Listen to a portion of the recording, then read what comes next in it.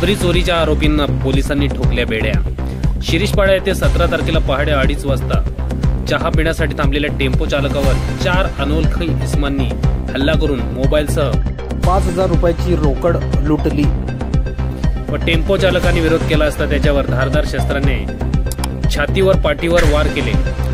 4 इसम 2 बाईक अगईच्या बाजूने पळून गेले। त्यानंतर 5:30च्या सुमारास जांभूलफाडा येथील गावकऱ्यांनी 2 चोर चोरी करण्यासाठी गावात शिरले असून त्यांना पकडले असल्याची माहिती पोलिसांना दिली। त्यानंतर इतर चोरांना कशा प्रकारे पोलिसांनी पकडले ते नक्की ऐका।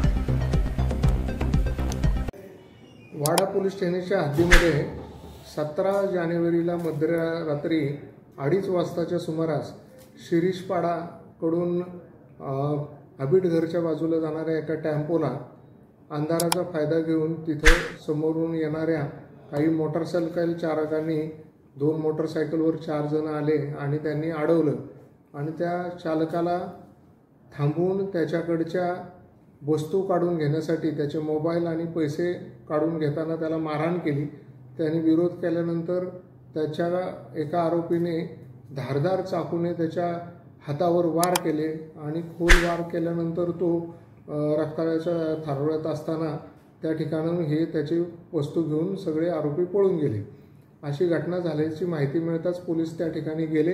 तिथून फिर्यादी जे आहेत तो अत्यंत गंभीर अवस्थेत होता, त्याला तात्काळ ग्रामीण रुग्णालय वाडा इथं आणलं। त्यांच्याकडनं उपचार करून घेतल्यानंतर त्याची गंभीर अवस्था बघून त्याला पुन्हा ठाणेला तात्काळ नेलं आणि तो स्थिर होताच त्याच्याबरोबर पॅरलली तपास करून याच घटनेमध्ये पुढे ते मारहाण करणारे आरोपी कुठे गेले असतील याबाबत भागातले CCTV आमच्या तपास पथकाने तपासले। PSI मेढे आणि आमचं तपास पथक यांनी तसेच API साबळे यांनी यामध्ये CCTVमध्ये काही लोकांना आयडेंटिफाय करण्यात यश मिळवलं। 4 आरोपी मोटरसायकलवर जाताना ज्यांच्या मोटरसायकलवर नंबर नव्हता त्या पाहिल्यानंतर त्याबाबत त्यांनी आणखी सखोल विचारपूस केली। ते CCTVचा पाठपुरावा केला तेव्हा एका ठिकाणी त्यातल्या एका आरोपीचं ओळख आम्हाला कळाली आणि त्याच्यानुसार तो कुठल्या भागात जातो त्या भागात तपास केल्यानंतर जांभूळपाड्यामध्ये ते आरोपी घुसल्याची माहिती मिळाली। त्या ठिकाणी आमचं पथक तपास करण्यासाठी गेलं तर तिथं काही लोकांना अगोदरच असा प्रकार झाल्याची माहिती होती, ते जागे होते आणि त्या ठिकाणी 4 आरोपींमधले 2 आरोपी पोलीस येतात त्याची चावल लागल्यामुळे पळून गेले आणि 2 आरोपींना त्या ठिकाणी जे लोक हजर होते त्यांनी पकडलं, परंतु हे पळून जाताना मोटरसायकलवरून पडले होते आणि पकडता पोलीस आले त्यावेळी ते जखमी होते, त्यामुळे त्यांना दवाखान्यात ॲडमिट केलं। दरम्यान त्यांच्याकडनं मिळालेल्या माहितीच्या आधारे इतर आरोपींना यांची थोडक्यात माहिती मिळाली।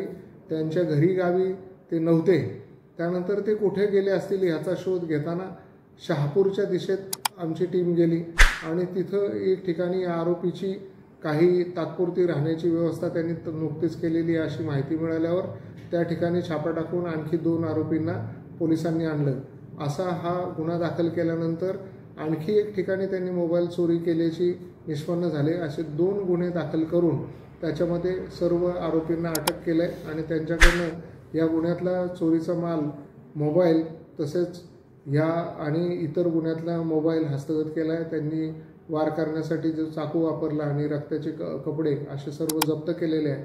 ही कारवाई आमच्या तपास पथकाने वाडा पोलीस स्टेशनच्या टीमने चांगली केलेली आहे।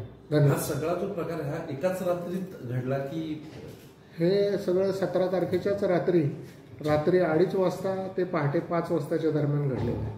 दोन्ही चोरीला एकदाच केले होते? नाही, एक चोरी केल्यानंतर दुसऱ्या ठिकाणी जाऊन पुन्हा एक दुसरी चोरी केली। एकाच दिवशी सगळ्या एक चोरी केली आणि दुसरी रॉबरी केली। एकामध्ये जखमी केलं टेम्पो चालकाला आणि दुसऱ्या ठिकाणी झोपलेल्या माणसाचा मोबाईल काढून ते पळून चालले। ते शहापूरमध्ये जे त्यांना अटक केली दोघांना, ते कुठल्या गावातून साधारण? शहापूर जवळ ते तात्पुरते राहायला गेले होते, त्याचं गावाचं नाव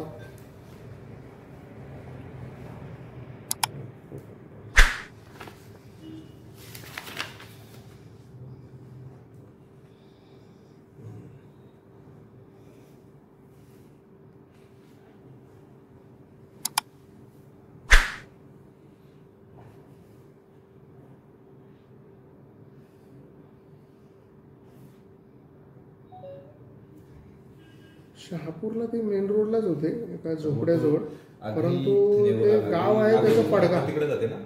गणेश भीम जाधव म्हणून कांदळीचं आहे. कांदळी पोलीस ठाणे पडगा, तालुका भिवंडी, जिल्हा ठाणे. हा आणि तिकडचा आरोपी चार लोकांची काय नाव? कांदळी पडगा. हा